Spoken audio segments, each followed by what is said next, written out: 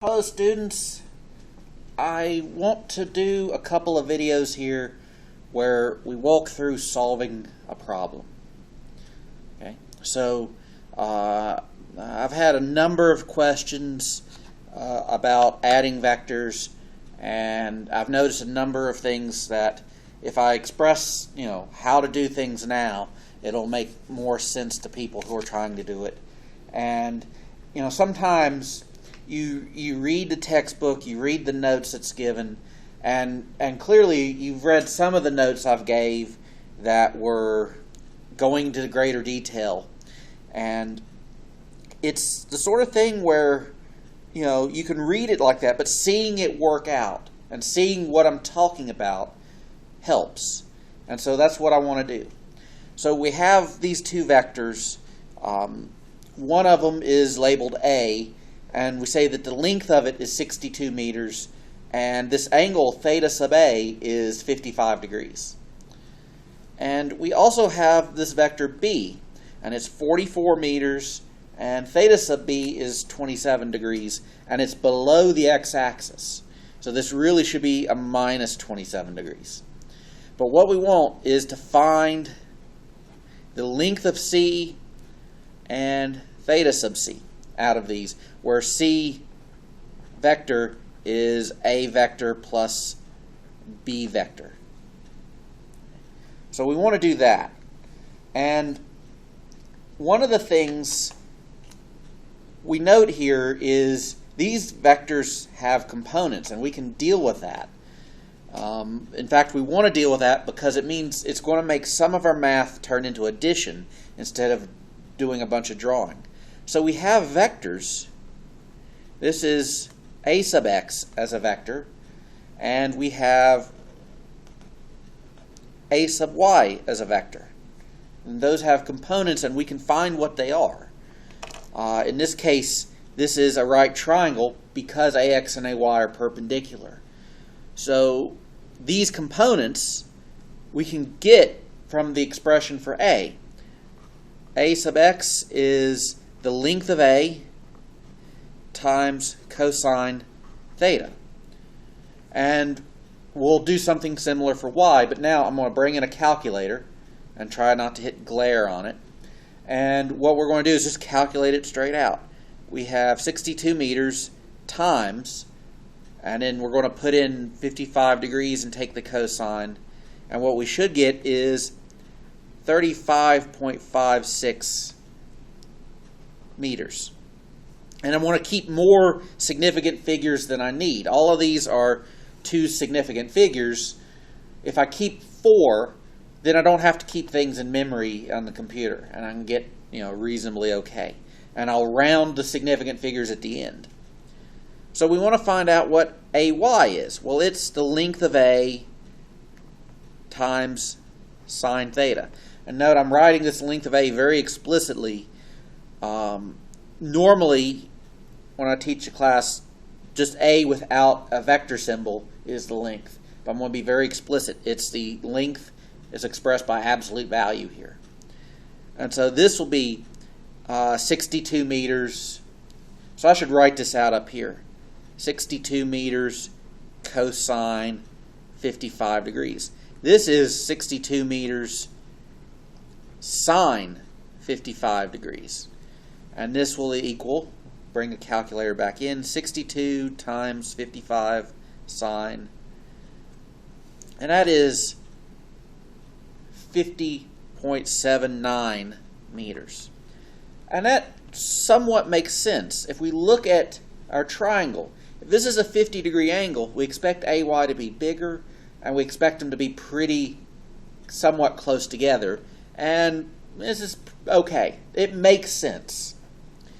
The way I've drawn this one, however, we kind of expect something different.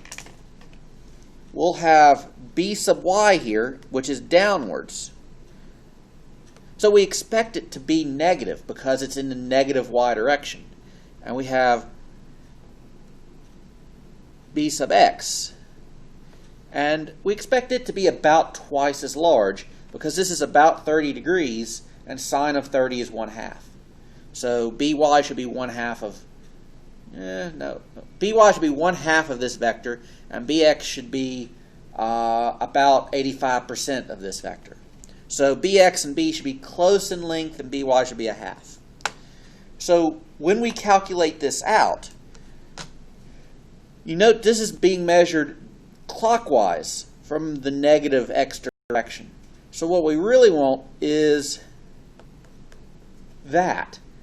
The angle is really 360 minus 27. 360 minus 27. I'm sorry, there's overhead lights that you're seeing the reflection of. It's 333 degrees. So when we calculate, we'll do b sub x is length of b cosine theta. That is 44 meters cosine of 333 degrees. And so we can calculate that. We have this, we'll do cosine of it, and we'll multiply by 44, and we get b sub x is 39.2 meters, 20 meters. And then we'll do b sub y. B sub y is length of b sine theta is 44 meters sine of 333 degrees. And if we calculate this out, we will do 333, we'll take the sine of it, and note that it's negative. Right? Because it's negative, we're going to get something that points downwards, and that makes sense, to me at least. And we're going to multiply by 44, and we'll get about 20, which kind of makes sense. It's about half. It's actually a little under, and that's good too. So this will be minus 19.98 meters. So if you're following along, you should have this. I'm going to go to a clean sheet of paper with this in front of me. And I'm just going to write the components out briefly on this clean sheet. We'll have, let me get the wires out of the way. We'll have AX is 35.56 meters. We'll have BX is 39.2 meters. We'll have AY is 50.79 meters. And we'll have BY is minus 19.98 meters. All right. So when we draw the eventual C vector, all right, if I draw these out and draw them roughly to scale, so I'm going to do it here. There's A, and I immediately draw B head to tail. Then the C vector that we expect should mostly go in the X direction, like that. This should be in purple. I need to get some more colored pens. But these are our vectors that we expect. So C is going to go mostly in the positive X direction and a little bit probably in the positive Y direction. If we compare our numbers, 50 is bigger than 20, so we expect it to go up about 30 meters. And so when we do our calculations over here, right, if we add them, CX is AX plus BX, and that's going to be our 35.56 plus 39.20, and we get 74.76. And I highly recommend, if you're doing problems like this, all right, you should draw pictures that make sense and that they store your reasoning about things so it's clear what's going on. All right, this is 360 minus 27 degrees, so that you have an idea of what you store it, because you're not going to remember how to arrange this stuff when you do it. So when we add up the y components, we'll have cy is ay plus by. And I want to explicitly write this out. This is 50.79 meters plus minus 19.98 meters. All right. We're always going to add the vectors. There's no real idea of subtracting vectors. When we subtract vectors, we add the inverse of a vector. That's like when we say 5 minus 2 is 3. What we're saying is 5 plus negative 2 is 3. So when we add these, we should get a number smaller than a sub y. So that's what we'll do here. We'll do, find a spot, okay. So we'll do 50.79 plus, that's weird, okay, 50.79 plus, and then we'll put in 19.98 and we'll make it negative, see? And then we'll add that and we will get that cy is 30.81. Now, we have the vector c now. That's it. What we have is the vector c equals, and the way we express this vector in terms of the components is 74.76 meters in the x direction. And that's expressed by I hat. The unit vectors are bookkeeping in which direction these are. And then we have 30.81 meters in the y direction, which we express by j hat. Now, I'm going to go back to the original drawing here, and I have it just here. And I want to give some context to this, like as if it were a physics problem in your textbook. And you might imagine this as the travel of a car. You know, say I got in a car and I drove from my home in Barron Springs up to Pulaski, up to the governor's school. And then I drove some distance south from there, maybe to Floyd. And of course, these numbers are all wrong for those distances. But you can imagine this is a motion where what I want to know is how far away am I when I'm in Floyd from my home. So we express this on a map more as stuff in the x direction and stuff in the y direction. This vector c represents a vector that it goes over like this with part cx, and it goes up with part cy. And there is no way to get any motion in the y direction using stuff in the x direction, or vice versa. We can't. All right, I cannot move north by any amount of moving east, and I can't move east by any amount of moving north. So when we want to know what this length is, how far away I am, all right, and then these should also be vectors, so we put those in. This is a right triangle, all right, because if we have the components, the way we've defined components, they're always at right angles. So we're trying to find the angle in there, so we'll know the direction, and we're trying to find the length of this.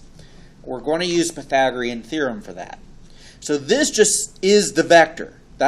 It is the vector, but it's not the length of the vector. The length of the vector is this, which is square root of cx squared plus cy squared. And these are absolute values because they are lengths of the components.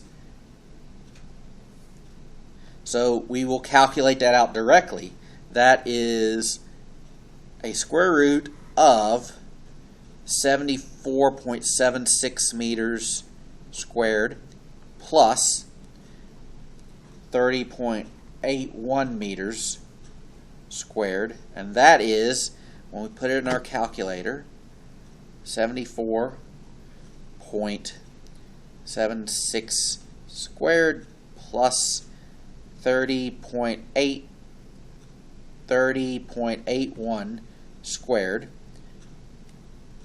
Get a big number, we take the square root, don't forget to take the square root, and we will get 80.859, which is essentially 81 meters in 2 sig figs. And when we look at this, that should make sense to us, but our check would be, this is a right triangle. Is this the longest side? Is the hypotenuse the longest side? And it is. 81's larger than 74 or 30. And then we can go back to our original drawing that we made here. Does it make sense that if you go 62 meters in one direction and 44 meters in another direction, is 80 meters a reasonable distance to travel? Yeah, that makes sense. And so now we'll get the angle. And the angle theta sub c comes from the inverse tangent function of cy over cx. And this is just because tangent theta is cy over cx. All right, this is the opposite side, this is the adjacent side. So that's what we get here. Now, on your calculators, you have to identify how to take the inverse tangent. And I'm going to zoom in a little bit on mine and autofocus. There we go. So you have sine, cosine, tangent, and on mine you have inverse sine, inverse cosine, inverse tangent. They are functions you apply to a number. And it's not just like taking the tangent and then taking the inverse. You have to actually apply this particular function. Now, if you have a graphing calculator, you have essentially the same setup. So you need to be comfortable using that if you haven't used it before. But I think if you're in trig before, you should be fine. I should point out this video will probably be copied over to my Radford students, and that's why I'm going into such a huge detail. But I'm hoping y'all find it useful as well. Anyway, we got to calculate this, and so what we're going to do is plug in inverse tangent, and you also have to check your units here, right? When we calculated this, we got meters squared, meters squared. We take the square root, we get meters. That works. You have to check your units. Over here, we can't get a unit for the angle. No unit can go in this inverse tangent function or in any of the other trig functions. So when we do this, well, we'll have the y part is 30.81 meters divided by 74.76 meters. And there, our units will cancel out very nicely. So we just have a pure number in there, and we'll get a pure angle out. You want to check on your calculator that you're in the correct mode, that you're doing degrees, not radians. If you did trig, you may have had your calculator in radians. In physics, we always stick with degrees and do the conversion manually. So when we calculate this out, we will calculate 30.81, and we will divide by 74.76, and we'll get a small fraction, and we will take the inverse tangent of that, and we will get that the angle is 22.39 degrees, which we will round.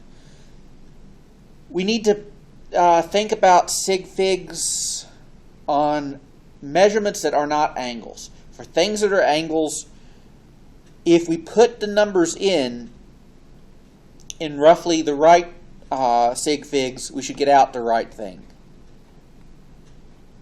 To check that, we can actually put in these components in terms of sig figs. And so if we do 31 divided by 75 and then take the inverse tangent, we're maybe 1/10 of a degree off. This is good enough. Okay. So the way you would know what the actual angle is to construct this as a physical thing and measure it. And then you would know, because you would be making your measurements with the same uncertainties as you made your measurements for those vectors. So, I'm 20 minutes into this video. I apologize for it being long. I just want to say one additional thing. You have a homework problem which is ultimately subtracting vectors. And the way it's expressed is we have a first vector, which I'll call A here, which goes off in some direction. This is roughly what you have in the problem. And then the result vector, which I put in black,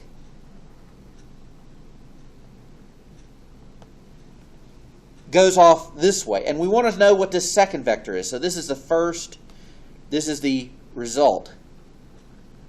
To find this, what we need to find is a second vector such that these vectors add up to the result. Well, the thing that would add up to the result is this vector, C. And so what we have is that A plus C as vectors equals R. But we can rearrange that. C is R minus A. And the same rules apply from where we did our calculations here. We're going to find the components of R that's given, and we're going to find the components of A that's given. And then we're going to find the unknown C by doing math on the components. But what we will do is say C sub x has to be R sub x minus A sub x. And C sub y is R sub y minus A sub y. So if you read deeper into those notes that I gave, I talked about linear independence. And the idea is that if I have my vectors, this is j hat and this is I hat, they are what's called linearly independent, which means that there is no way I can multiply a number into I hat and get anything in the j direction. All right, nothing I multiply in the x direction will give me a vector in the y direction, and vice versa. Nothing I do in the y direction can make something in the x direction. That means if I have a statement like this, well, I can split this up without making two separate statements. I can say Rx I hat plus Ry j hat minus Ax I hat plus Ay j hat. But I can rearrange those. I can put the x stuff together and the y stuff together. This equals Rx minus Ax in the I direction plus Ry minus Ay in the j direction. And you should confirm by distributing this and then doing the rearranging and then grouping that what I've said is true. But on the other side, I just have C, and C is Cx I hat plus Cy j hat. And so, because these things are independent, I can break this thing into two separate equations. This equation is my I hat equation, and this one is my j hat equation. This represents only the motion in the x direction. This represents only the vector in the y direction. And they have to be independent. So I can break this thing up into two equations. And that's ultimately the power behind vectors, is when we make a statement about vectors, we make one written equation, but it represents two or three or more equations between numbers. And those equations are orthogonal. Orthogonal means that they are at right angles to each other. And a lot of math is dealing with things that have this nice property, that they're at right angles to each other. So that's where I want to conclude with this video, since it's 25 minutes in. And I apologize for the length of it, but I want to do more of when you're solving homework problems. Note, this took me 3 full sheets of paper, and I have no qualms about doing that because the other side of it is recycled. All right? You should recycle your notes when you can, obviously, but it takes a lot of written information to organize your thinking, and you cannot rely on just allowing your brain to hold the information. You will mix it up. So if you take anything out of this, I want you to take out of it the process of adding 2 vectors. You find the components. You do the necessary math on the components. And then you find the length and the direction. So that you're not just, you have the way we've stated these vectors, 44 and 62. The length of the result cannot be 106. It can't be strictly adding them. The only way you could strictly add them is if they were in exactly the same direction. If they're drawn out like one of these drawings, it has to be smaller than that, and you use Pythagorean theorem on your resulting vector to find its length. All right, I keep talking. I'm going to stop. Thank you all for listening, by the way.